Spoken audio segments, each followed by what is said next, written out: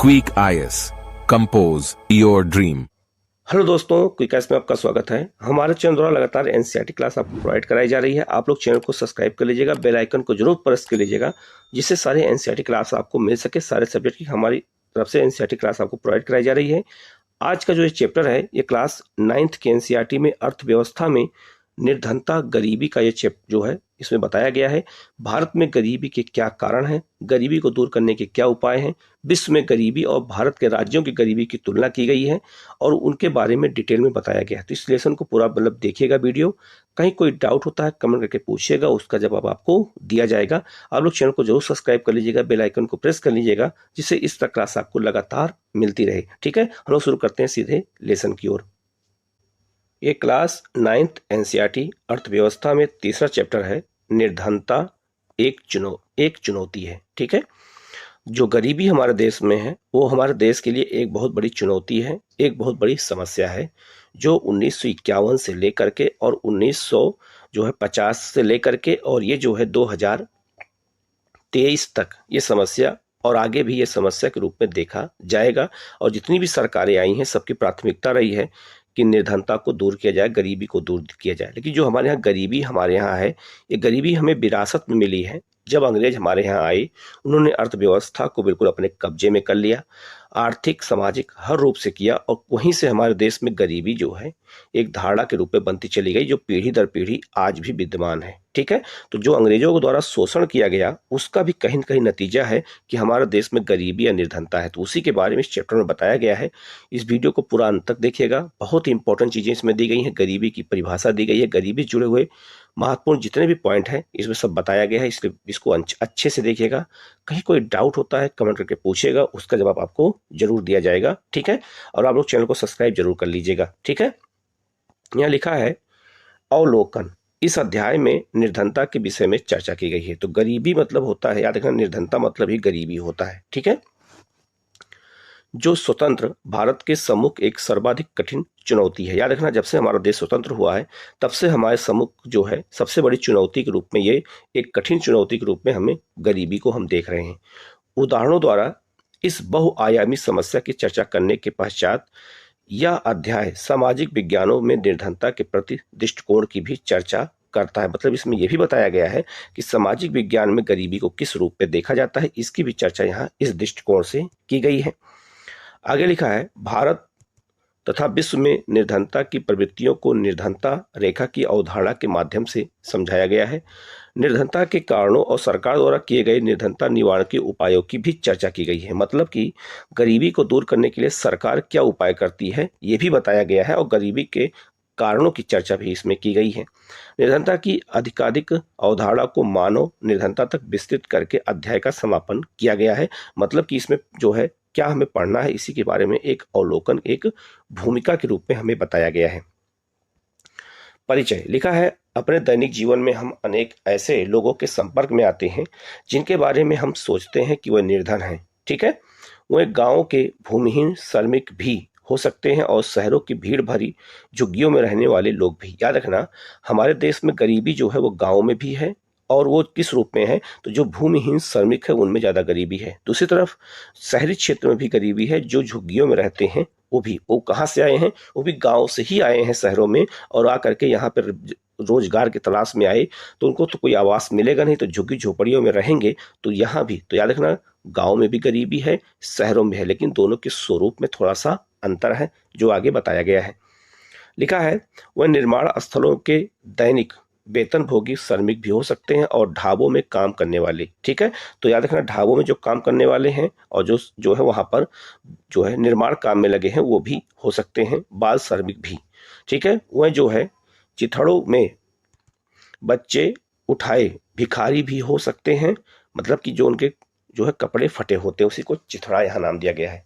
हम अपने चारों ओर निर्धनता देखते हैं। ठीक है, वास्तव में देश का हर चौथा व्यक्ति निर्धन है, ये भी एक अपने आप में बहुत महत्वपूर्ण बात है। इसका अर्थ यह है कि वर्ष 2011-12 में भारत में मोटे तौर पर 270 मिलियन या जो है 27 करोड़ लोग निर्धनता में जीते हैं। मतलब ये कहने मतलब है कि इतने लोग हमारे यहाँ क्या हैं, निर्धनता में जी रहे हैं, जो अपने आप में बहुत बड़ा आंकड़ा है क्योंकि करोड़ में है। इसका यह भी अर्थ है कि विश्व में भारत में सबसे अधिक निर्धनता का संकेंद्रण है। यह इस चुनौती की गंभीरता को दर्शाता है। इसका मतलब है पूरे दुनिया में सबसे ज्यादा गरीब कहीं है वो भी भारत में है। यह भी अपने आप में एक बहुत बड़ा चुनौती है हमारे देश के लिए, क्योंकि हमारे देश की जनसंख्या बढ़ रही है और हमारे देश में गरीबी की अवधारणाएं भी लगातार एक समस्या के रूप में देखी जा रही हैं। यहाँ लिखा है निर्धनता के दो विशिष्ट मामले। पहले हम शहरी निर्धनता की बात करेंगे। तो लिखा है 33 वर्षीय राम शरण झारखंड में रांची के निकट गेहूं के आटे की एक मिल में दैनिक श्रमिक के रूप में काम करता था। जब कभी उसे रोजगार मिलता तो वह एक महीने में लगभग 1500 रुपए कमा लेता। यह 6 सदस्यों के परिवार को चलाने के लिए पर्याप्त नहीं है। ठीक है, क्योंकि जनसंख्या उसके यहाँ ज्यादा है। ठीक है, आगे लिखा है यह 6 सदस्यों के परिवार चरण के लिए पर्याप्त नहीं है, जिसमें उसकी पत्नी 6 माह से 12 वर्ष तक की आयु के 4 बच्चे शामिल हैं। उसे रामगढ़ के समीप, ठीक है, एक कहानी के माध्यम से बताया गया है, समीप गांव में रह रहे अपने बूढ़े माता पिता के लिए भी पैसा भेजना पड़ता है। उसने भूमिहीन श्रमिक उसके जो पिता हैं वो भूमिहीन श्रमिक अपने पिता जीवन निर्वाह के लिए राम शरण और हजारीबाग में रह रहे उसके भाई पर निर्भर हैं। ठीक है, रामशरण शहर के बाहरी क्षेत्र में स्थित भीड़ भरी बस्ती में किराए पर एक कमरे में मकान में रहता है। वह ईंटों और मिट्टी के खपड़ों से बनी एक काम चलाऊ झोपड़ी है। उसकी पत्नी शांता देवी कुछ घरों में अंशकालिक नौकरानी का काम करती है तथा 800 रुपये कमा लेती है। ठीक है, मतलब शहरी गरीबी की अवधारणा को बताया जा रहा है। वह दिन में 2 बार दाल और चावल का अल्प भोजन जुटा लेते हैं, पर यह उन सबके लिए कभी पर्याप्त नहीं होता है। उसका बड़ा बेटा परिवार की आय में वृद्धि के लिए चाय की एक दुकान में एक सहायक का काम करके 300 रुपये और कमा लेता है। उसकी 10 साल की बेटी छोटे बच्चों की देखभाल करती है। कोई भी बच्चा स्कूल नहीं जाता, मतलब इसके परिवार में ना कोई स्कूल जाता है और सब कमाने के चक्कर में रहते हैं। क्यों? क्योंकि गरीबी है। उनमें से प्रत्येक के पास 2 जोड़े फटे पुराने कपड़े ही हैं। नए कपड़े तभी खरीदे जाते हैं जब पुराने बिल्कुल पहनने योग्य नहीं रहते। जूते पहनना विलासिता है। छोटे बच्चे अल्पोषित रहते हैं। जब वो बीमार होते हैं तो उन्हें चिकित्सा की कोई सुविधा नहीं मिलती है। तो एक शहरी गरीबी जो झुग्गी झोपड़ी में लोग रहते हैं, गांव से आए हैं, ये उनकी स्थिति को बताया गया है कि किस तरह से लोग रहते हैं और ये बिल्कुल सच्चाई भी है। यहाँ पर एक कहानी दी गई है अब ग्रामीण निर्धनता की। गांव के एक कहानी दी गई है जो गांव में गरीब लोग रहते हैं उनका परिवार कैसे काम करता है, ये उसके बारे में बताया गया है। अभी तक हम शहरी गरीबी के बारे में देख रहे थे, अब हम ग्रामीण गरीबी के बारे में देखते हैं।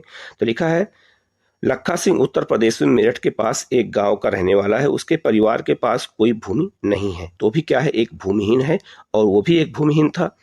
इसलिए वह बड़े किसानों के लिए छोटे मोटे काम करता है। काम अनियमित होता है और आय भी वैसी ही होती है। मतलब अनियमित मतलब ये हो गया कि उसको रोज काम नहीं मिलता है, कभी कभी मिलता है।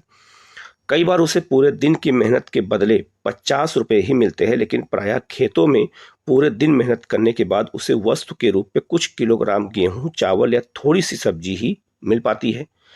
8 सदस्यों का परिवार हमेशा ही 2 वक्त का भोजन नहीं जुटा पाता है। लखा सिंह गांव के बाहर एक कच्ची झोपड़ी में रहता है। परिवार की महिलाएं पूरा दिन खेतों में चारा काटने और खेतों से जलाने की लकड़ियां बीनने में ही गुजार देती हैं। ठीक है, उसके पिता की जो कि तपेदिक मतलब टीबी के एक मरीज थे, चिकित्सा के अभाव में 2 वर्ष पूर्व ही उनकी डेथ हो गई। तो यह भी एक समस्या हुई कि चिकित्सा की सुविधाएं उनको नहीं मिल रही हैं। उसकी माँ अब उसी बीमारी से ग्रस्त है और उसका जीवन भी धीरे धीरे क्षीण हो रहा है। यद्यपि गांव में एक प्राथमिक विद्यालय है, लखा वहां भी नहीं गया। उसे 10 वर्ष की उम्र से ही कमाना शुरू करना पड़ा। क्यों कमाना शुरू करना पड़ा? क्योंकि उसके पिता गरीब थे, भूमिहीन थे, तो उसको भी कमाने की जरूरत पड़ी। तो उसको भी विरासत में क्या मिली? गरीबी मिली। नए कपड़े खरीदना कुछ वर्षों में ही संभव हो पाता है। यहाँ तक कि परिवार के लिए साबुन और तेल भी एक विलासिता है, मतलब वो भी नहीं ले पाते हैं। कहने मतलब यह है कि गांव और शहरी गरीबी को यहाँ एक बहुत अच्छे से समझाया गया है कि कैसे गांव और शहरी गरीबी होती है। अब आप अच्छे समझ गए होंगे कि कैसे हमारे देश में लोग इसी तरह के परिवार के रूप में रहते हैं और अपना गुजर बसर कर रहे हैं। आगे लिखा है निर्धनता के उपरोक्त मामलों का अध्ययन करें और निर्धनता से संबंधित निम्नलिखित मुद्दों पर चर्चा करें। तो याद रखना हमारे यहाँ गरीबी के क्या क्या कारण होते हैं, इसी कारण को हमें यहाँ लिखना है। तो सबसे बड़ा कारण है भूमि का ना होना। याद रखना कभी भी आपसे अगर पूछा जाए कि भारत में गरीबी का सबसे बड़ा कारण क्या है, तो भूमिहीनता। अगर किसी के पास थोड़ा भी भूमि होती है तो वो गरीब थोड़ा बहुत तो नहीं रहेगा ही, उसकी स्थिति थोड़ा बहुत अच्छी हो जाएगी। लेकिन अगर भूमिहीन है तो जाहिर सी बात है उसके पास गरीबी विरासत में मिली है और वो अपने बच्चों को विरासत में गरीबी ही देगा। तो जिसके पास भूमि नहीं है वो पहला गरीब हो गया। बेरोजगारी ये भी गरीबी का कारण है। परिवार का आकार, अगर परिवार का आकार बड़ा है वो भी एक गरीबी का कारण माना जाता है। निरक्षरता, मतलब अगर साक्षरता नहीं है, वो परिवार साक्षर नहीं है तो भी एक गरीबी का कारण, क्योंकि उसको उस लायक काम नहीं मिलेगा जहां पैसा अधिक मिल सकता है।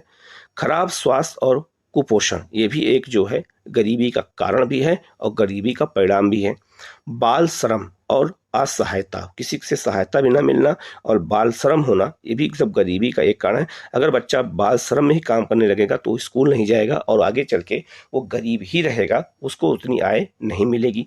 तो ये गरीबी के इतने जो महत्वपूर्ण कारण यहाँ बताए गए हैं, यही सब क्वेश्चन एग्जाम में आपसे पूछे जाते हैं। ठीक है, लिखा है उपरोक्त के दोनों विशिष्ट उदाहरण निर्धनता के अनेक आयामों को दर्शाते हैं।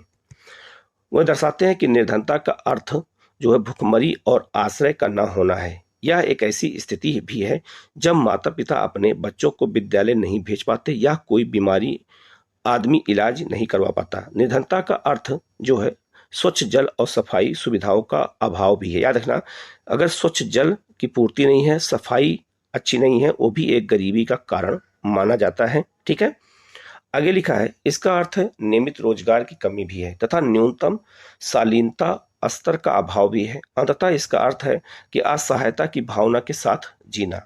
निर्धन लोग ऐसी स्थिति में रहते हैं जिसमें उनके साथ खेतों, कारखानों, सरकारी कार्यालयों, अस्पतालों, रेलवे स्टेशनों और लगभग सभी स्थानों पर दुर्व्यवहार होता है। ध्यान रखना ऐसे लोग जो कहाँ रहते हैं, खेतों में, कारखानों में, सरकारी कार्यालयों में, अस्पतालों में, रेलवे स्टेशनों पर, उन सबके साथ दुर्व्यवहार भी हो सकता है। ठीक है, स्पष्ट है कि कोई भी निर्धनता में जीना नहीं चाहता, ये भी एक बहुत बड़ी सच्चाई है। लेकिन लोग जो है जानबूझ के निर्धनता में नहीं रहते, क्योंकि उनकी ऐसी स्थिति रहती है तभी वो निर्धन रहते हैं। अपने करोड़ों लोगों को दयनीय निर्धनता से बाहर निकालना स्वतंत्र भारत की सबसे बड़ी चुनौतियों में से एक रही है। ध्यान रखना जब हमारा देश स्वतंत्र हुआ तो सबसे बड़ी समस्या थी गरीबी से लोगों को बाहर निकालना। महात्मा गांधी हमेशा इस पर बल दिया करते थे कि भारत सही अर्थों में तभी स्वतंत्र होगा जब यहाँ का सबसे निर्धन व्यक्ति भी मानवीय व्यथा से मुक्त होगा। याद रखना उन्होंने कहा था गांधी ने, अगर हर व्यक्ति गरीब नहीं रहेगा तब जाकर के हम एक स्वतंत्र देश के रूप में तभी हम एक तरह से स्वतंत्र हो सकते हैं। तो ये कथन किसका था? गांधी का था, खास करके जो है गरीबी के संदर्भ में। आगे बढ़ते हैं, लिखा है सामाजिक वैज्ञानिकों की दृष्टि में निर्धनता। तो जो सामाजिक वैज्ञानिक हैं, विद्वान हैं, उनकी दृष्टि में निर्धनता या गरीबी क्या होती है? तो लिखा है चूंकि निर्धनता के अनेक पहलू हैं, जो हमने आपको ऊपर बताया भी, सामाजिक वैज्ञानिक उसे अनेक सूचकों के माध्यम से देखते हैं। सामान्यतः प्रयोग किए गए जाने वाले सूचकों हैं जो आय और उपभोग के स्तर से संबंधित हैं। लेकिन अब निर्धनता को निरक्षरता स्तर, कुपोषण के कारण, रोग प्रतिरोधक क्षमता की कमी, स्वास्थ्य सेवाओं की कमी, रोग के अवसरों की कमी, रोजगार के अवसरों की कमी, सुरक्षित पेयजल, स्वच्छता तक पहुंच आदि की कमी जैसे अन्य सामाजिक सूचकों के माध्यम से भी देखा जाता है। तो ये उपरोक्त कारण बताए गए हैं सामाजिक वैज्ञानिकों के द्वारा कि ये गरीबी के महत्वपूर्ण कारण हैं। ठीक है, तो ये सब आपको यही सब चीज़ों को याद करके एग्जाम में लिखना पड़ेगा। अगर आए क्वेश्चन तो आपके क्वेश्चन सही हो जाए और आपका एक कॉन्सेप्ट क्लियर हो जाए कि गरीबी वास्तव में होती कैसे है। सामाजिक अपवर्जन और असुरक्षा पर आधारित निर्धनता का विश्लेषण अब बहुत सामान्य होता जा रहा है। ठीक है, जैसे आगे बताया गया है कि जो सामाजिक अपवर्जन हो रहा है उससे असुरक्षा की जो है, जिसे गरीबी की जो विश्लेषण करने की जो क्षमता हुई है आजकल, वो एक सामान्य घटना हो गई है। लिखा है सामाजिक अपवर्जन क्या होता है? इस अवधारणा के अनुसार निर्धनता को इस संदर्भ में देखा जाना चाहिए कि निर्धनों को बेहतर माहौल और अधिक अच्छे वातावरण में रहने वाले संपन्न लोगों की सामाजिक क्षमता से अपवर्जित रहकर केवल निर्दिष्ट वातावरण में दूसरे निर्धनों के साथ रहना पड़ता है। ध्यान रखना ये एक बहुत बड़ी समस्या है कि निर्धनों के साथ ही रहते रहते वो और निर्धन होते चले जाते, क्योंकि उनकी मानसिकता में बदलाव नहीं आता है। सामान्य अर्थ में सामाजिक अपवर्जन निर्धनता का एक कारण और परिणाम दोनों हो सकता है। ठीक है, मोटे तौर पर यह एक प्रक्रिया है जिसके माध्यम से व्यक्ति या समूह उन सुविधाओं, लाभों और अवसरों से अपवर्जित रहते हैं जिनका उपभोग दूसरे और अधिक अच्छे लोग करते हैं। याद रखना, जो लोग गरीब है वो गरीब ही रह जाते हैं क्योंकि उनको समाज के बारे में पता ही नहीं होता, क्योंकि जागरूकता नहीं है। तो उनके अधिकारों का उपयोग जो पढ़े लिखे लोग हैं वो करते हैं, इसी के बारे में यहाँ बताया गया है। और वो जो है गरीब के गरीब बने रहते हैं। आगे लिखा है, इसका एक विशिष्ट उदाहरण भारत में जाति व्यवस्था की कार्यशैली है। तो जाति व्यवस्था एक बहुत बड़ी समस्या हमारे देश में है जो गरीबी का कारण भी बनती है। ठीक है, जिसमें कुछ जातियों के लोगों को समान अवसरों से अपवर्जित कर रखा जाता है। मतलब कुछ बड़ी जातियां हैं तो अपना लाभ ले लेती हैं, अपनी जाति का विकास कर देती हैं, और छोटी जातियों का विकास नहीं हो पाता, वो भी एक गरीबी का कारण है।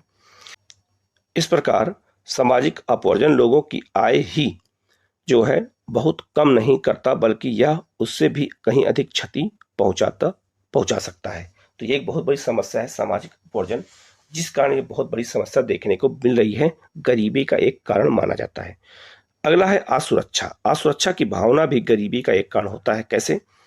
तो लिखा है, निर्धनता के प्रति असुरक्षा एक माप है जो कुछ विशेष समुदायों जैसे किसी पिछड़ी जाति के सदस्य या व्यक्तियों जैसे कोई विधवा या शारीरिक रूप से विकलांग व्यक्ति के भावी वर्षों में निधन होने या निर्धन बने रहने की अधिक संभावना जताता है। असुरक्षा का निर्धारण परिसंपत्तियों, शिक्षा, स्वास्थ्य और रोजगार के अवसरों के रूप में जीविका खोजने के लिए विभिन्न समुदायों के पास उपलब्ध विकल्पों में से एक होता है। कितनी इंपॉर्टेंट बात बताई गई है यहाँ कि जो असुरक्षा होती है वो परिसंपत्तियों, शिक्षा, स्वास्थ्य, रोजगार के अवसर में खोजने को हमें देखने को मिलता है। ठीक है, इसके अलावा इसका विश्लेषण प्राकृतिक आपदाओं जैसे भूकंप, सुनामी, आतंकवादी मामलों में इन समूहों के समक्ष विद्यमान बड़े जोखिम के आधार पर किया जाता है। जैसे मान लीजिए, अगर मान लो कोई भूकंप आ गया, कोई आपदा आ गई, या कोई भूकंप या कोई भी आपदा आ गई, बाढ़ आ जाए या आतंकवादी घटनाएं हो जाती, तो सबसे अधिक इन्हीं को झेलना पड़ता है। इनके अंदर असुरक्षा की भावना रहती है जो गरीब वर्ग के लोग होते हैं। देखा होगा जब कोरोना आया था तो सबसे अधिक यही लोग प्रभावित हुए, क्योंकि घर से बाहर निकल नहीं सकते थे, तो सबसे अधिक प्रभावित यही लोग हुए क्योंकि उनके अंदर सुरक्षा की भावना नहीं थी। अतिरिक्त विश्लेषण इन जोखिमों से निपटने की उनकी सामाजिक और आर्थिक क्षमता के आधार पर किया जाता है। वास्तव में जब कभी लोगों के लिए बुरा समय आता है, चाहे कोई बाढ़ हो या भूकंप या फिर नौकरियों की उपलब्धता में कमी, दूसरे लोगों की तुलना में अधिक प्रभावित होने की बड़ी संभावना का निरूपण ही असुरक्षा है। तो जो गरीब लोग होते हैं, जैसे ही कोई जोखिम आता है तो सबसे अधिक उन्हीं के अंदर असुरक्षा की भावना पैदा होती है, क्योंकि उनके कमाने के और उनके जो है फिक्स जो चीज़ें होती नहीं हैं, जितना कमाते उतना वो खा लेते हैं, और जब रोजगार नहीं मिलेगा, उनके लिए कोई आपदा आ जाएगी, तो सबसे अधिक असुरक्षा की भावना उन्हीं के अंदर होती है। ठीक है, आगे लिखा है निर्धनता रेखा। निर्धनता रेखा क्या है? निर्धनता पर चर्चा के केंद्र में समांतर निर्धनता रेखा की अवधारणा होती है। निर्धनता के आकलन की एक सामान्य विधि आय अथवा उपभोग स्तरों पर आधारित है। किसी व्यक्ति को निर्धन माना जाता है यदि उसकी आय या उपभोग स्तर किसी ऐसे न्यूनतम स्तर से नीचे गिर जाए जो मूल आवश्यकताओं के एक दिए हुए समूह को पूर्ण करने के लिए आवश्यक। याद रखना, अगर कोई भी निर्धन व्यक्ति तब होता है जब वो न्यूनतम स्तर की आवश्यकताएं भी उसको ना मिल रही हो, जैसे रोटी, कपड़ा, मकान। अगर उसको ये चीजें आवश्यक चीजें नहीं मिल रही हैं तो जाहिर सी बात है वो गरीबी रेखा के नीचे होगा, उसे हम बीपीएल कहते हैं। ठीक है, बिलो पॉवर्टी लाइन। लिखा है, मूल आवश्यकताओं को पूर्ण करने के लिए आवश्यक वस्तुएं विभिन्न कालों और विभिन्न देशों में भिन्न है। ठीक है, मतलब हर देश में आवश्यक वस्तुओं की जो गणना होती है वो अलग अलग होती है, लेकिन फिर भी गरीबी तो हर जगह एक जैसी तो होगी ही। ठीक है, अतः काल और स्थान के अनुसार निर्धनता रेखा भिन्न हो सकती है।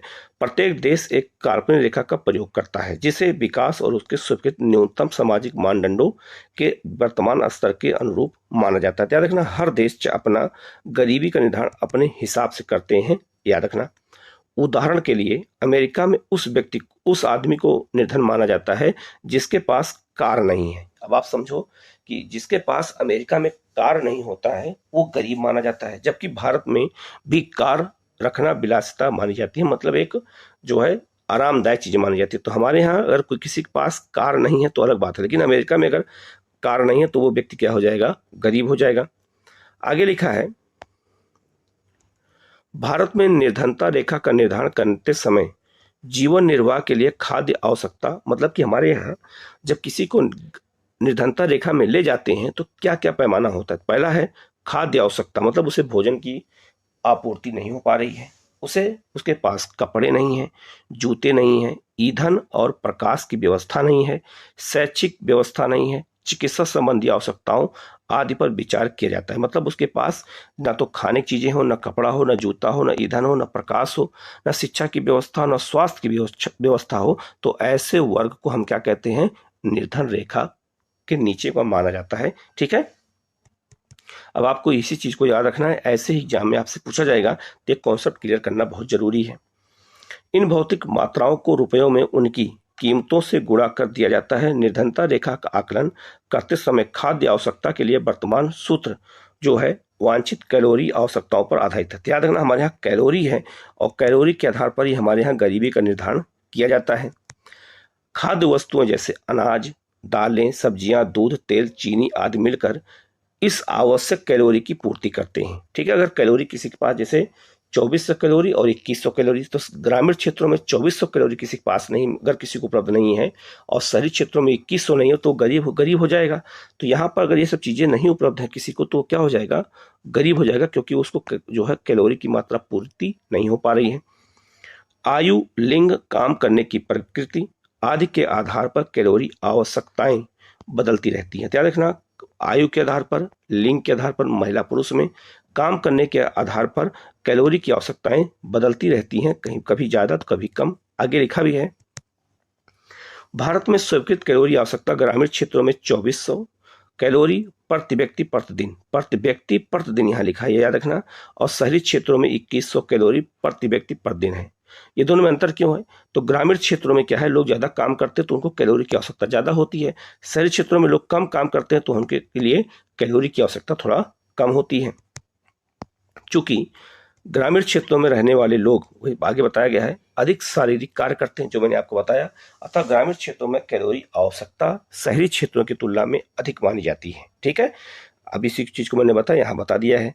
अनाज आदि के रूप में इन कैलोरी आवश्यकताओं को खरीदने के लिए प्रति व्यक्ति मौद्रिक व्यय को कीमतों में वृद्धि को ध्यान में रखते हुए समय समय पर संशोधित किया जाता है। कितनी इंपॉर्टेंट बात यहाँ बताई गई है, आपको इस चीज को अच्छे से याद हो गया होगा और अच्छे से आप समझ गए होंगे।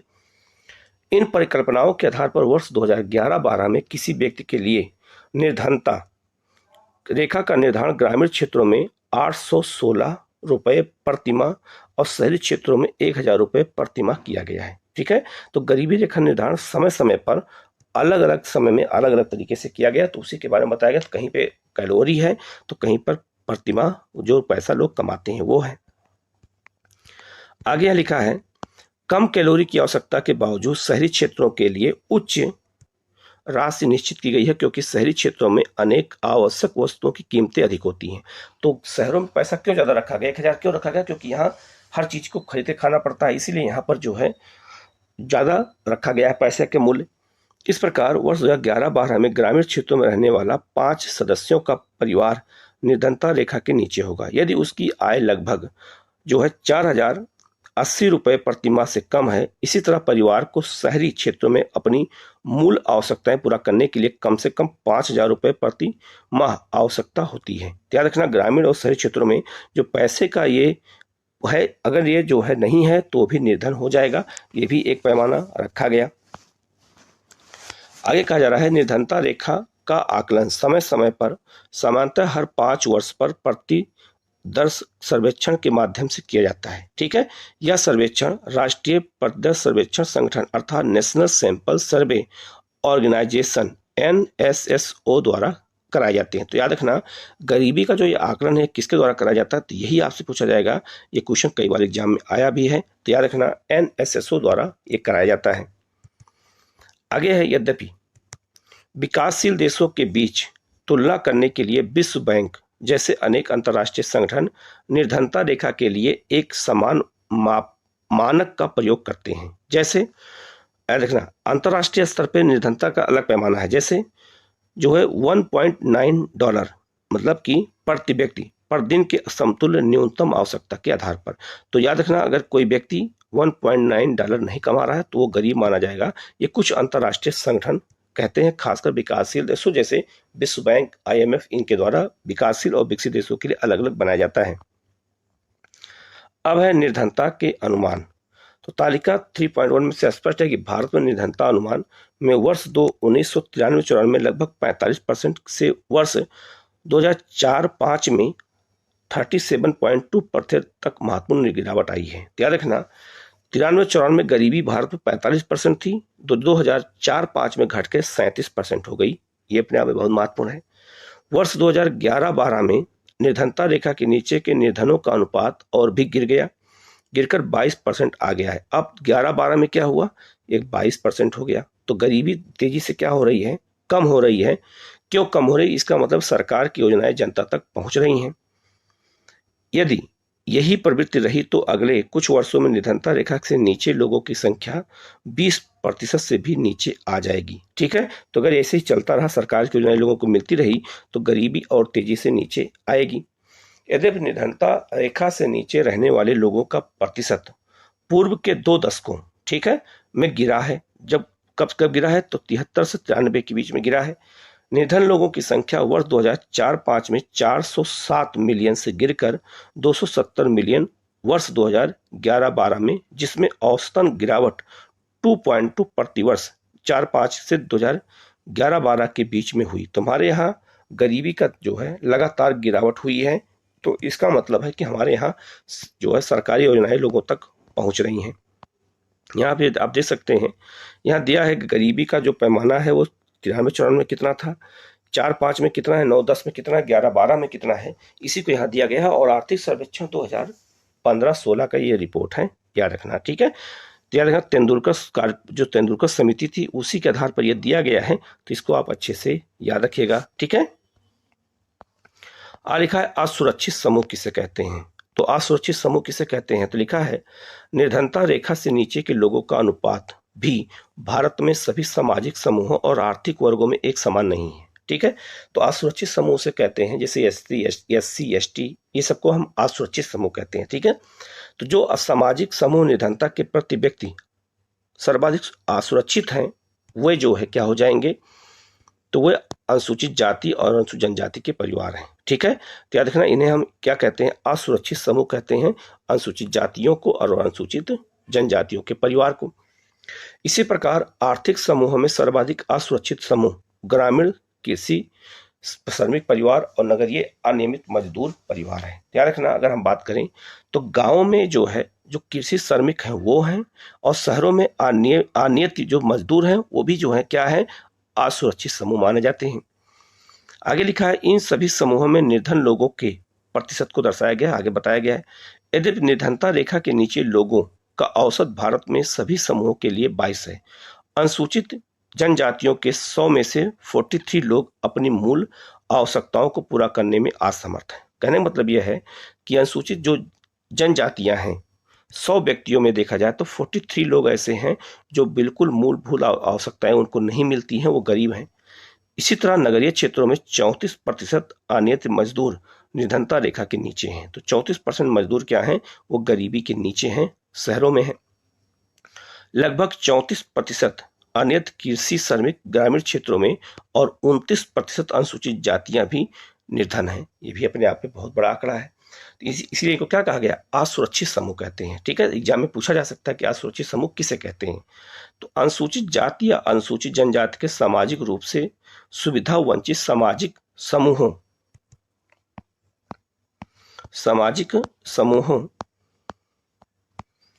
का भूमिहीन अनियत दिहाड़ी श्रमिक होना उनकी दोहरी असुविधा की समस्या की गंभीरता को दर्शाता है। याद रखना, एक तो क्या है वो, तो भूमिहीन है, पहला समस्या क्या है, एक तो वो भूमिहीन है और दूसरा वो श्रमिक है, तो दोहरी असुविधा हो गई ना। ठीक है, तो हाल के कुछ अध्यायों से दर्शाया गया है कि 1990 के दशक के दौरान अनुसूचित जाति परिवार को छोड़कर अन्य सभी तीनों समूहों, अनुसूचित जाति, ग्रामीण जो है, कृषि श्रमिक और शहरी अनियमित मजदूर परिवार में निर्धनता में कमी आई है। तो केवल अनुसूचित जनजाति में गरीबी में कमी नहीं आई है, बल्कि अनुसूचित जाति और इन सब में गरीबी में कमी तो आई है, लेकिन यहाँ गरीबी में कमी नहीं आई है। ये भी अपने आप में एक बहुत बड़ा चुनौती हमारे देश के लिए है। आगे लिखा है, इन सामाजिक समूहों के अतिरिक्त परिवारों में भी आय असमानता है। याद रखना, अगर एक ही समूह की बात करें तो उसमें भी अलग अलग जो परिवार हैं उसमें भी क्या है, आय में असमानता है। निर्धन परिवारों में सभी लोगों को कठिनाइयों का सामना करना पड़ता है, लेकिन कुछ लोग दूसरों से अधिक कठिनाइयों का सामना करते हैं। कुछ संदर्भों में महिलाओं, वृद्ध लोगों और बच्चियों को भी ढंग से परिवार के उपलब्ध संसाधनों तक पहुंच के से वंचित किया जाता है। तो ये भी बहुत बड़ी समस्या है कि महिलाओं, वृद्धों और बच्चियों को भी सही ढंग से संसाधन नहीं मिल पाता है। वो भी एक तरह से असुरक्षा की भावना महसूस करते हैं। ठीक है, यहाँ पे दिया गया है, आप देख सकते हैं कि कैसे जो है प्रति वर्ग में जो है, इस वर्ग में प्रति 100 पुरुष में निर्धनता की संख्या दी गई है। तो मतलब अनुसूचित जनजातियों में 100 में से 43 लोग निर्धन हैं, अनुसूचित जातियों में 29 लोग। भारतीय निर्धनता अनुपात औसत 22 है। अनियत कृषि श्रमिकों में 34 है और अनियत गैर कृषि श्रमिक शहरों में यह आपका 34 है। तो आप देख सकते हैं कि 100 में कितने लोग गरीब हैं। इसी को यहाँ एक डाटा, एक पाई चार्ट के माध्यम से समझाया गया है। आगे यहाँ एक कहानी दी गई है, शिव रमन की कहानी। तो हम जब कहानी पढ़ते हैं तभी हमें गरीबी के सही जो है आकलन और उसका पैमाना पता चलता है। तो लिखा है, शिव रमन तमिलनाडु में करूर कस्बे के निकट एक छोटे से गांव में रहता है। करूर हथकरघा मतलब हाथ से जो है मशीनों का उपयोग करके काम करता है और बिजली करघा के अपने कपड़ों के लिए प्रसिद्ध है। गांव में 100 परिवार रहते हैं। शिव रमन जो है आयुथाथियार मोची जाति का है। तो याद रखना, मोची को यहाँ इसी नाम से पुकारा जाता है। और अब वह 160 रुपये पर दिन के हिसाब से एक खेतिहर मजदूर के रूप में काम करता है। पहले वो मोची था, अब वो खेतिहर मजदूर में काम कर रहा है, लेकिन उसे यह काम वर्ष में मात्र 5 या 6 महीने ही मिलता है। तो खेतों में काम हमेशा नहीं मिलता है, क्योंकि जब बरसात में काम नहीं मिलेगा तो यहाँ 5 से 6 महीने ही काम मिलता है खेतों में। आगे लिखा है, अन्य समय में वह गांव में दूसरे छोटे मोटे काम करता है। उसकी पत्नी शशिकला भी उसके साथ काम करती है, लेकिन इन दोनों उसे कभी कभी ही काम मिल पाता है। यदि मिलता भी है तो उसी काम के लिए जो शिव रमन करता है उसे 100 रुपये प्रति दिन मिलता है। परिवार में 8 सदस्य हैं। शिव रमन की 65 वर्ष की विधवा माँ भी है, ठीक है, बीमार है और प्रतिदिन के कामों में उसे सहायता की आवश्यकता पड़ती है। उसकी 25 वर्ष की एक अविवाहित बहन है और उसके अपने 4 बच्चे हैं। उनकी आयु 1 वर्ष से 16 वर्ष के बीच में है। मतलब बच्चे भी अधिक हैं और जो है बीमारी भी है और काम है उपलब्ध नहीं है। तो जाहिर सी बात है, अधिक जनसंख्या रहेगी परिवार में तो गरीब होंगे अगर उनके पास आय के अच्छे साधन नहीं है। उनमें से 3 लड़कियां और सबसे छोटा बेटा है। कोई भी लड़की विद्यालय नहीं जाती है। लड़कियों के लिए विद्यालय की पुस्तकें और अन्य वस्तुएं खरीदना एक विलासिता है, मतलब वो खरीद नहीं सकते हैं और उसके बस से बाहर है, ठीक है। फिर एक दिन उसकी शादी भी करनी है, किसकी, बहन की, इसीलिए वह अभी उनकी शिक्षा पर खर्च नहीं करना चाहता। उसकी माँ की अब जीने की कोई इच्छा नहीं है और वह मृत्यु की प्रतीक्षा कर रही है। उसकी बहन और सबसे बड़ी लड़की घर का काम करती है। शिव रमन अपने बेटे को बड़ा होने पर विद्यालय भेजना चाहता है। उसकी अविवाहित बहन उसकी पत्नी के साथ नहीं बनती, मतलब आपस में विवाद भी है। शशिकला उसे एक बोझ समझती है, लेकिन शिवरमन धन की कमी के कारण उसके लिए कोई योग्य वर नहीं ढूंढ पा रहा है। यद्यपि उसके परिवार को 2 जून की रोटी का प्रबंध करना कठिन हो रहा है। शिवरमन मात्र अपने बेटे के लिए कभी कभी दूध खरीद लेता है। मतलब एक पूरी कहानी बताई गई है कि गरीबी का कैसे पैमाना हमारे देश में है और इसी बोझ की तरह आज बहुत से लोग गरीबी में जी रहे हैं। यहाँ लिखा है अंतरराज्यीय असमानताएं। अब अंतरराज्यीय मतलब यह हो गया कि भारत में अंतरराज्यीय असमानताएं हैं। कैसे? मान लो भारत का मैप है, तो भारत का जो ये पूर्वी राज्य हैं ये ज्यादा गरीब हैं और पश्चिमी राज्य ज्यादा अमीर हैं। तो ये असमानता हुई कि नहीं हुई? क्योंकि पूरे भारत में एक साथ विकास कर नहीं रहे हैं। तो जो ये पूर्वी राज्य हैं वो गरीब हैं और पश्चिमी राज्य अमीर हैं, तो असमानता क्यों देखी जा रही है? तो ये भी एक बहुत बड़ी समस्या है। तो उसी को कहा गया है अंतर्राज्यीय असमानताएं। तो लिखा है भारत में निर्धनता एक और पहलू या आयाम है। प्रत्येक राज्य में निर्धन लोगों का अनुपात एक समान नहीं है। ठीक है, मतलब हमारे राज्यों में भी निर्धन लोगों का अनुपात एक समान नहीं है, कहीं ज्यादा है तो कहीं कम है। यद्यपि 1970 के दशक के प्रारंभ से राज्य स्तरीय निर्धनता में सुदीर्घकालिक कमी हुई है। निर्धनता कम करने में सफलता की दर विभिन्न राज्यों में अलग अलग है, बिल्कुल अलग अलग है। 2011-12 में भारत में निर्धनता अनुपात 22% था। कुछ राज्य जैसे मध्य प्रदेश, असम, उत्तर प्रदेश, बिहार, उड़ीसा में निर्धनता अनुपात राष्ट्रीय अनुपात से ज्यादा है। मतलब कि पूरे भारत की निर्धनता अनुपात 22 था, तो इन राज्यों में 22 से भी ऊपर था। बिहार और उड़ीसा में 33.7 और 32.6% निर्धनता औसत के साथ दो सर्वाधिक निर्धन राज्य बने हुए हैं। कहने मतलब है कि राष्ट्रीय औसत में गरीबी अगर 22% है, निर्धनता है, तो इन राज्यों में गरीबी उससे भी आगे है। तो बिहार और उड़ीसा की स्थिति और खराब है। उड़ीसा, मध्य प्रदेश, बिहार, उत्तर प्रदेश में ग्रामीण निर्धनता के साथ नगरीय निर्धनता भी अधिक है, क्योंकि जनसंख्या यहाँ ज्यादा है। तो इन राज्यों में शहरों में भी गरीब पाए जाते हैं और गाँव में भी गरीब पाए जाते हैं। दूसरी तरफ इसकी तुलना में केरल, महाराष्ट्र, आंध्र प्रदेश, तमिलनाडु, गुजरात, पश्चिम बंगाल में निर्धनता में उल्लेखनीय गिरावट आई है। क्यों आई है? क्योंकि ये विकसित राज्य हैं। पंजाब और हरियाणा जैसे उच्च कृषि वृद्धि दर से निर्धनता कम करने में पारंपरिक रूप से सफल रहे हैं। केरल ने मानव संसाधन विकास पर अधिक ध्यान दिया, मतलब मानव के विकास पर अधिक ध्यान दिया। पश्चिम बंगाल में भूमि सुधार उपायों से निर्धनता कम करने में सहायता मिली, लोगों को जमीन मिल गई। आंध्र प्रदेश और तमिलनाडु में अनाज का सर्वाधिक वितरण उसमें सुधार का कारण हो सकता है। ठीक है, तो अलग अलग राज्यों के विकास के पैमाना बताया गया है कि यहाँ गरीबी कम है, तो उन राज्यों में बिहार, उत्तर प्रदेश, उड़ीसा में गरीबी ज्यादा है। तो दोनों में असमानता देखने को मिली, इसी को हम अंतर्राज्यीय असमानता कहते हैं। ठीक है, आगे लिखा है वैश्विक निर्धनता प्रदेश। अभी तक हमने राज्यों के बारे में बात किया, अब विश्व की गरीबी के बारे में बात करें कि विश्व में भी बहुत सारे गरीबी में असमानता देखने को मिलती है। तो लिखा है विकासशील देशों में अत्यंत आर्थिक निर्धनता विश्व बैंक की परिभाषा के अनुसार प्रतिदिन 0.9 डॉलर से कम पर जीवन निर्वाह करने में रहने वाले लोगों का अनुपात 1990 में के 35% से गिरकर 13 में 10.68% हो गया। जो विकासशील देश हैं उनमें जो निर्धनता है वो विश्व बैंक कहता है कि जो है 1.9 के हिसाब से अगर देखा जाए परिभाषा में गरीबी के, तो 1990 में 35% लोग गरीब थे विकासशील देशों में, जो घटकर 2013 में 10.68% हो गए। तो कहीं ना कहीं गरीबी दूर करने में वैश्विक स्तर में भी गिरावट देखी गई है।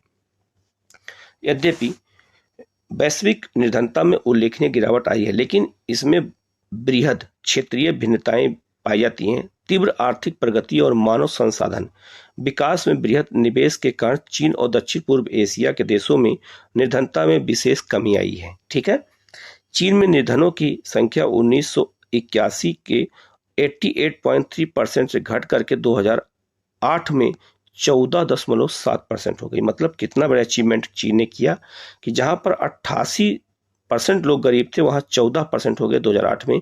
तो बहुत जल्दी इसने इस चीज को कवर कर लिया। आगे लिखा है और वर्ष 2013 में 1.9% रह गई। अब 8 में 14 थे तो 2013 में कितना हो गया 1.9। ये चीन में गरीबी को दूर करने में बहुत बड़ी अचीवमेंट है। दक्षिण एशिया के देशों जैसे भारत, पाकिस्तान, श्रीलंका, नेपाल, बांग्लादेश, भूटान में निर्धनों की संख्या में गिरावट इतनी ही तीव्र रही है, 54% से गिरकर 15% हो गई है। तो जो दक्षिण एशिया के देश हैं वहां भी गरीबी में 54 से 15% तक गिरावट पहुंच गई इन्हीं समय में। निर्धनों के प्रतिशत में गिरावट के बावजूद निर्धनों की संख्या में भी कमी आई, जो 1990 में 44% से घट करके 2013 में 17% हो रह गई। भिन्न निर्धनता रेखा परिभाषा के कारण भारत में भी निर्धनता राष्ट्रीय अनुपात से अधिक है। तो ये भी अपने आप में एक बहुत बड़ा आंकड़ा है, इसको याद रखना। तो भारत में भी अभी भी गरीबी अपने आप में बहुत ज्यादा है। यहाँ दिखाया गया है भारत के कुछ चुनिंदा राज्यों में गरीबी का अनुपात क्या है। तो बिहार में सबसे ज्यादा है, 33.7% थी उस समय। और भारत औसत कितना है 21.9%, ठीक है। और केरल में 7% लगभग गरीबी है, 7.1%। तो आप देख सकते हैं कि गरीबी अलग अलग राज्यों में कैसे है। तो यहाँ बिहार, उड़ीसा, असम, मध्य प्रदेश, उत्तर प्रदेश में गरीबी सबसे ज़्यादा है। और यहाँ देखो कर्नाटक से लेकर के केरल तक गरीबी में लगातार गिरावट देखी गई है। आगे लिखा है सब सहारा अफ्रीका। तो जो अफ्रीका का सहारा मरुस्थल है, वहाँ के जो देश हैं उनको हम सब सहारा कहते हैं, ठीक है। तो लिखा है सब सहारा अफ्रीका में निर्धनता वास्तव में 1991 के 54% से घटकर 2013 में 41% हो गई है। लैटिन अमेरिका में आगे बतावे दिखाता हूँ मैं आपको मैप पे भी। लैटिन अमेरिका, तो यार लैटिन अमेरिका किसे कहते हैं अभी बताता हूँ मैं। लैटिन अमेरिका में निर्धनता का अनुपात वही रहा है। यहाँ पर निर्धनता रेखा 1990 में 16% से गिर करके 2013 में 5.4% हो गई। रूस जैसे पूर्व समाजवादी देशों में भी निर्धनता पुनः व्याप्त हो गई, जहां पहले आधिकारिक रूप से कोई निर्धन थी ही नहीं, मतलब निर्धनता थी ही नहीं। अंतरराष्ट्रीय निर्धनता कितना है $1.9 प्रति दिन से नीचे की जनसंख्या की परिभाषा के अनुसार विभिन्न देशों में निर्धनता के नीचे रहने वाले लोगों का अनुपात दर्शाता है। संयुक्त राष्ट्र के नए सतत विकास लक्ष्य 2030 तक सभी प्रकार की गरीबी खत्म करने का प्रस्ताव। याद रखना, संयुक्त राष्ट्र संघ ने एक सतत विकास लक्ष्य रखा 2030 तक। 2016 से, याद रखना 2016 से 2030 तक 15 वर्षों में सतत विकास लक्ष्य जो 17 लक्ष्य है उसको प्राप्त करना है। ये भी गरीबी उस खत्म करने का प्रस्ताव है। और सतत विकास के पहले लक्ष्य में ही गरीबी के बारे में बताया भी गया है, ठीक है। तो आपको ये भी याद रखना है। आगे यहाँ पे है, यहाँ देख सकते हैं आप, तो नाइजीरिया में कितनी गरीबी है 53.5%। बांग्लादेश में कितनी है 18.5%। भारत में 21.2%, मतलब 22, लगभग 22%। पाकिस्तान में 6.1%। चीन में 1.9%। ब्राजील में 3.7%। इंडोनेशिया में 8.3% और श्रीलंका में 1.9%। ये भी अपने आप में गरीबी का एक अपना अलग अलग चीज को दर्शाया गया है। यहाँ देखो लिखा है चीन में गरीबी, ये है आपका है, तो चीन में गरीबी में गिरावट आई है। लैटिन अमेरिका किसे कहते हैं देखना, दक्षिण अमेरिका, मध्य अमेरिका और कैरेबियन देशों को हम लैटिन अमेरिका कहते हैं, और कैरेबियन देश। तो यहाँ पर आप देखेंगे तो यहाँ गरीबी में ज़्यादा गिरावट नहीं आई है, लगभग वही रहा है। दक्षिण एशिया में गिरावट में जो है ज़्यादा अंतर नहीं है, लेकिन फिर भी गिरावट आई है। सब सहारा अफ्रीका में आप देख सकते हैं कोई गिरावट ज़्यादा नहीं है। पूर्व एशिया और प्रशांत क्षेत्र में देखेंगे तो गरीबी में तेजी से गिरावट आई है। तो गिरावट कहीं कहीं ज़्यादा आई, कहीं कम आई है, इसी को यहाँ दिखाया गया है। आप देख सकते हैं सब सहारा अफ्रीका में गरीबी का आंकड़ा ये है। दक्षिण एशिया में गरीबी का ये पैमाना है। दक्षिण पूर्व प्रशांत और चीन में आप देख सकते हैं चीन में गरीबी का ये पैमाना है। तो यहाँ पे चीन में गरीबी यहाँ ज़्यादा थी 90 में, और जाके 2013 में बिल्कुल कम हो गई है। तो आप देख सकते हैं गरीबी अलग अलग क्षेत्रों में कैसे कम हुई है और वहाँ की सरकारों ने कैसे काम किया होगा, इसी को हम आधार मान के समझ सकते हैं। यहाँ लिखा है निर्धनता के कारण, मतलब गरीबी के क्या कारण हैं। तो लिखा है भारत में व्यापक निर्धनता के अनेक कारण हैं। एक ऐतिहासिक कारण जो है ब्रिटिश उपनिवेशिक प्रशासन के दौरान आर्थिक विकास का निम्न स्तर। तो हमारे यहाँ गरीबी, मैंने आपको क्लास मतलब इस चैप्टर शुरू होते ही बताया था कि हमारे देश में जो अंग्रेजों का शासन है उसने गरीबी सबसे ज़्यादा फैलाया हमारे देश में और लोगों को विरासत में गरीबी को दिया है, ठीक है। तो सबसे बड़ा कारण है ब्रिटिश प्रशासन द्वारा जो हमारे देश का आर्थिक शोषण किया गया, ये गरीबी का सबसे बड़ा कारण है। उपनिवेशिक सरकार की नीतियों ने पारंपरिक हस्तशिल्पकारी को नष्ट कर दिया और वस्त्र जैसे उद्योगों के विकास को हतोत्साहित किया। विकास की धीमी दर 1980 के दशक तक जारी रही। इसके परिणामस्वरूप रोजगार के अवसर घटे और आय की वृद्धि दर गिर गई। इसके साथ साथ जनसंख्या में उच्च दर से वृद्धि हुई। इन दोनों ने प्रति व्यक्ति आय की प्रवृत्ति दर को बहुत कम कर दिया। आर्थिक प्रगति को बढ़ावा और जनसंख्या नियंत्रण दोनों मोर्चों पर असफलता के कारण निर्धनता का चक्र बना रहा। तो हमारे यहाँ आर्थिक प्रगति क्या रही, धीमी रही, और जनसंख्या नियंत्रण मतलब कम रहा, जनसंख्या ज्यादा बढ़ती रही। इसने गरीबी को और क्या किया, गहरा कर दिया। सिंचाई और हरित क्रांति, याद रखना हरित क्रांति ने हमारे देश में गरीबी को बढ़ाया, कम भी किया है और बढ़ाया भी है, दोनों कारण किया है। लिखा है सिंचाई और हरित क्रांति के प्रसार से कृषि क्षेत्र में रोजगार के अनेक अवसर सृजित हुए, लेकिन इनका प्रभाव भारत के कुछ भागों पर ही सीमित रहा। सार्वजनिक और निजी दोनों क्षेत्रों ने कुछ रोजगार उपलब्ध कराया, लेकिन ये रोजगार तलाश करने वाले सभी लोगों के लिए पर्याप्त तो नहीं हो सकते। शहरों में उपयुक्त नौकरी पाने में असफल अनेक लोग रिक्शा चालक, विक्रेता, गृह निर्माण श्रमिक, मतलब घरों में जो काम करते हैं घर बनाने में, घरेलू नौकर आदि के रूप में कार्य करने लगे। ठीक है, तो जब कोई नहीं मिला रोजगार तो घरों में काम करने लगे। अनियमित और कम आय के कारण ये लोग महंगे मकानों में नहीं रह सकते थे, वह शहरों से बाहर झुग्गियों में रहने लगे और निर्धनता की समस्याओं को मुख्य रूप से एक ग्रामीण परिघटना थी। नगरीय क्षेत्र में भी यह विशेषता बन गई। तो जो गांव से लोग शहरों की ओर गए, उन्होंने इन क्षेत्रों में रिक्शा चालक के रूप में, विक्रेता, गृह निर्माण कार्य में, घरेलू काम में काम करने लगे और धीरे धीरे वो अब शहर, उनके पास पैसा तो कम था, तो वहीं शहरों में झुग्गी झोपड़ियों क्या होने लगा, विकास होने लगा। तो जो गरीबी हमें गांव में देखी गई वही गरीबी शहरों में देखी गई। उच्च निर्धनता दर की एक और विशेषता आय असमानता रही है। ठीक है, तो आय की असमानता भी गरीबी का एक कारण रहा है। इसका एक प्रमुख कारण भूमि और अन्य संसाधनों का असमान वितरण है। तो हमारे यहाँ भूमि का असमान वितरण भी गरीबी का एक कारण है। सबको जमीन बराबर नहीं है, इसलिए गरीबी का कारण ये भी है। अनेक नीतियों के बावजूद हम किसी सार्थक ढंग से इस मुद्दे से नहीं निपट सके।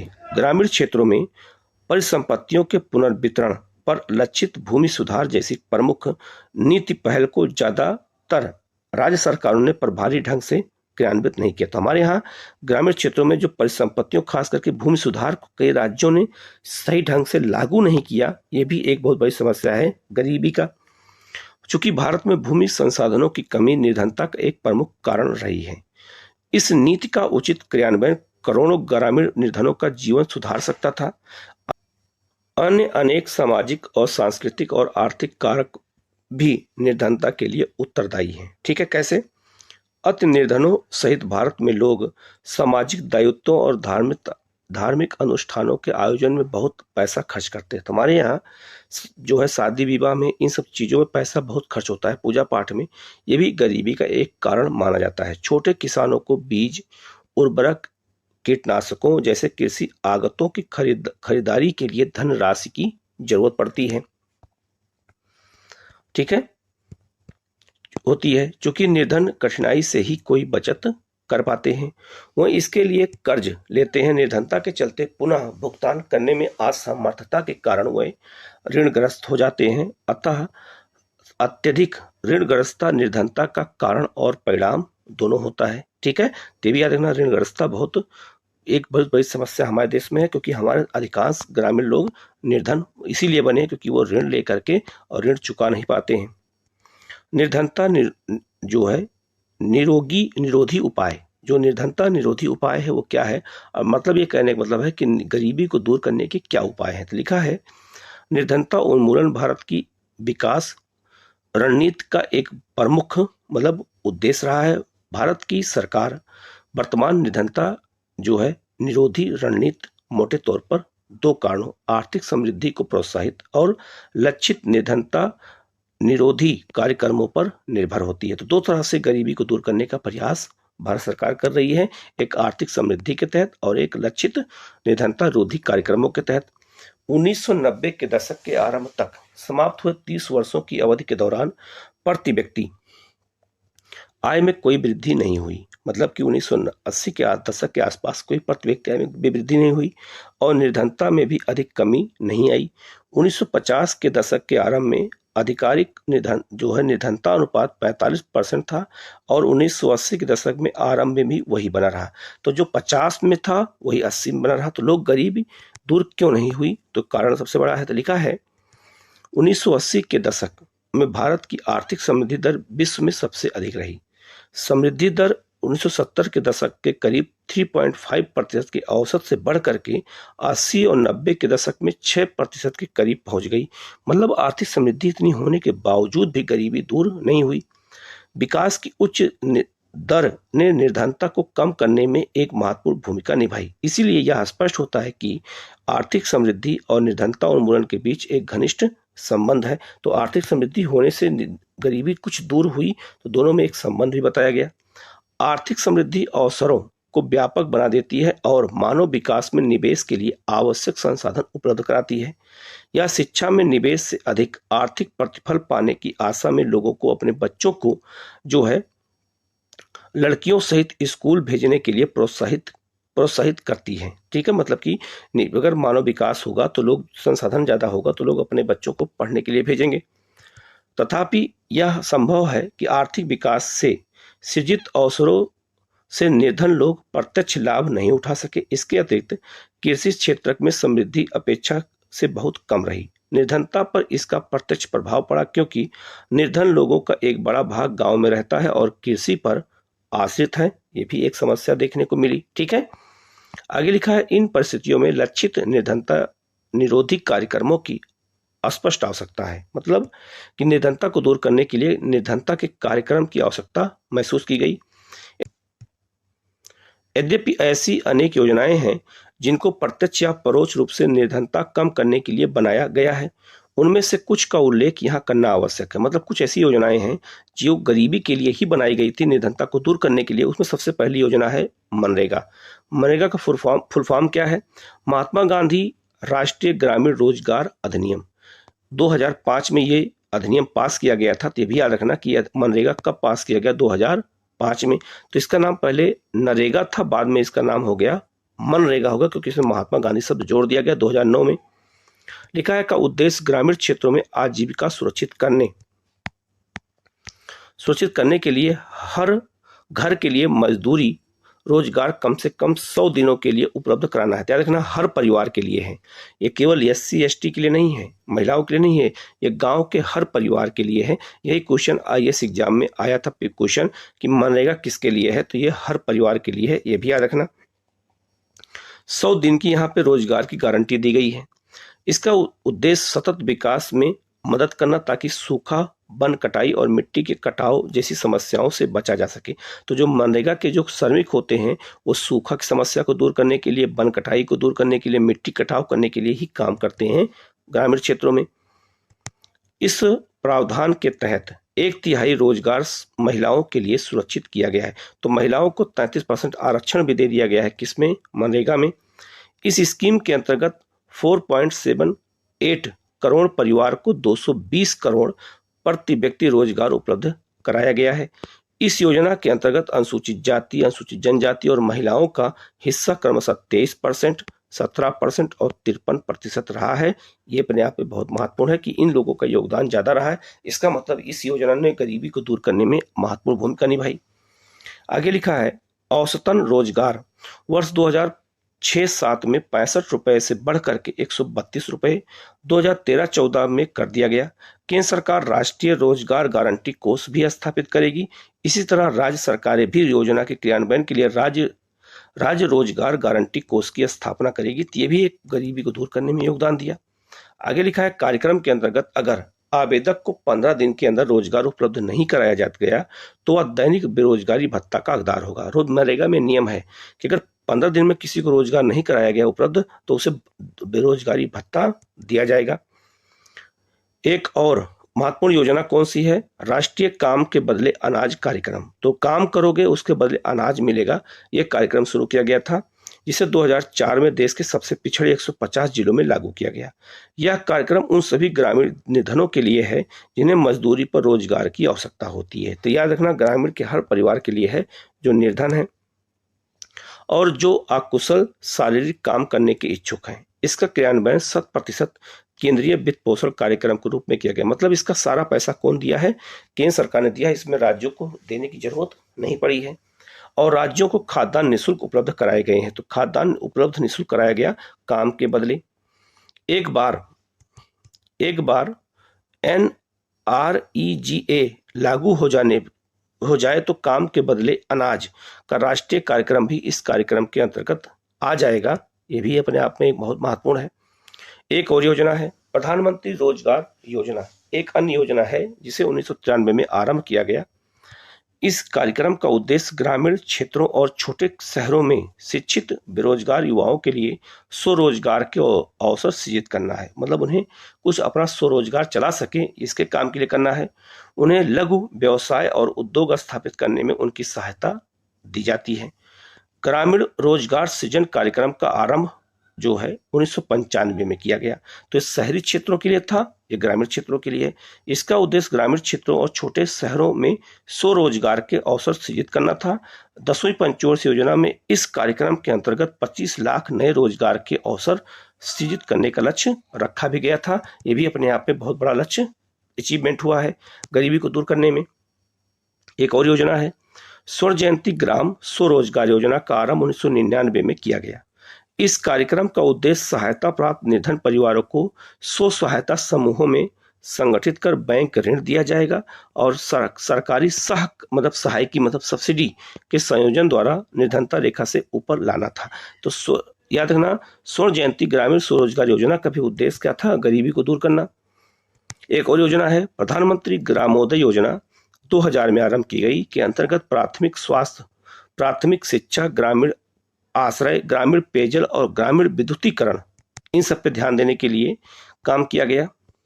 ठीक है, जैसे मूल सुविधाओं के लिए राज्यों को अतिरिक्त केंद्रीय सहायता प्रदान की गई, तो ये सब मिलने पर भी गरीबी दूर होगी।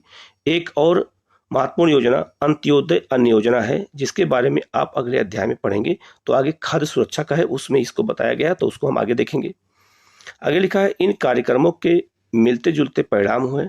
उनके कम प्रभावी होने का एक मुख्य कारण उचित क्रियान्वयन और सही लक्ष्य निश्चित करने की कमी है। ध्यान रखना, ये योजनाएं जनता तक कम पहुंच पाई। क्यों?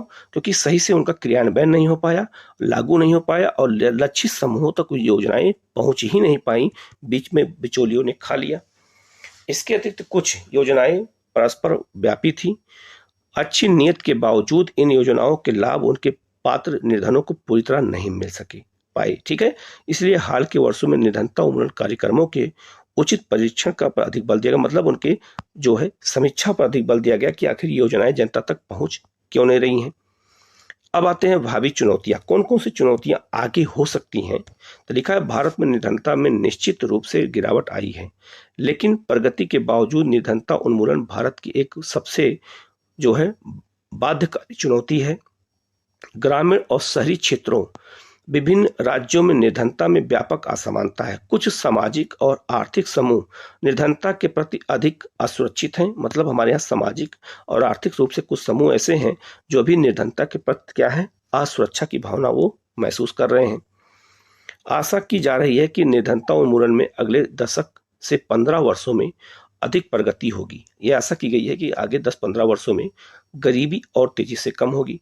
यह मुख्यतः उच्च आर्थिक समृद्धि जो है, सर्वजनीय निःशुल्क प्राथमिक शिक्षा पर जोर, जनसंख्या विकास में गिरावट, महिलाओं और समाज के आर्थिक रूप से कमजोर वर्गों के बढ़ते सशक्तिकरण के कारण ऐसा संभव हो सका है। ठीक है, तो याद रखना, इन सब कारणों की वजह से गरीबी तेजी से दूर करने में हमें मदद मिली है। ये भी एक समस्या है, मतलब एक अच्छी बात है। लोगों के लिए निर्धनता की आधिकारिक परिभाषा उनके केवल एक सीमित भाग पर लागू होती है। यह न्यूनतम जीवन निर्वाह के उचित स्तर की अपेक्षा जीवन निर्वाह के न्यूनतम स्तर के विषय में है। याद रखना, जीवन के न्यूनतम जो स्तर है उसको लेकर के गरीबी को परिभाषित किया गया। अनेक बुद्धिजीवियों ने इसका समर्थन किया कि निर्धनता की अवधारणा का विस्तार मानव निर्धनता तक कर देना चाहिए। हो सकता है कि बड़ी संख्या में लोग अपना भोजन जुटाने में समर्थ हो, लेकिन क्या उनके पास शिक्षा है या घर है या स्वास्थ्य सेवाओं की सुविधा है? मतलब एक सवाल भी खड़ा हुआ कि अगर हम गरीबी को दूर करना चाहते हैं तो क्या ये सब उनके पास है या नहीं है। इसके अलावा क्या वो जाति और लिंग आधारित भेदभाव से मुक्त हैं? क्या बाल श्रम की प्रथा अब भी प्रचलित है? विश्वव्यापी अनुभव बताते हैं कि विकास के साथ निर्धनता की परिभाषा भी बदलती रहती है। निर्धनता उन्मूलन हमेशा एक गतिशील लक्ष्य है, मतलब ये एक लक्ष्य है, प्राप्त करना है। आशा है कि हम अगले दशक के अंत तक सभी लोगों को केवल आय के संदर्भ में न्यूनतम आवश्यक आय उपलब्ध करा सकेंगे। मतलब एक आशा भी व्यक्त की गई है कि हम उनको ये चीजें उपलब्ध करा सकेंगे। सभी को स्वास्थ्य सेवा, शिक्षा और रोजगार सुरक्षा उपलब्ध कराना जो है, लैंगिक समता तथा निर्धनों का सम्मान जैसी बड़ी चुनौतियां हमारे लक्ष्य होंगे। वे और भी काम जो है बड़े काम होंगे। ध्यान रखना, हमें जो है और भी जैसे काम करना है, जैसे स्वास्थ्य सेवाओं को विस्तार करना है, शिक्षा का विस्तार करना है, रोजगार सुरक्षा देना है सबको। इसके अलावा लैंगिक समानता बढ़ाना है, महिला पुरुषों में भेदभाव ना हो, निर्धनों का सम्मान करना है, ये भी एक चुनौती है जिसे हमें प्राप्त करना है और इससे भी बड़े आगे और काम भी हमारे पास होंगे। ठीक है, तो इस लेसन में जो जो चीज़ें बताई गई थी इंपॉर्टेंट मैंने बता दिया है, इसको पूरा देखिएगा। कहीं कोई डाउट होता है कमेंट करके पूछ लीजिएगा, उसका जवाब आपको दिया जाएगा। ठीक है, आप लोग चैनल को सब्सक्राइब कर लीजिएगा, बेल आइकन को जरूर प्रेस कर लीजिएगा, जिससे इस तरह क्लास आपको लगातार मिलती रहे। Okay, thank you.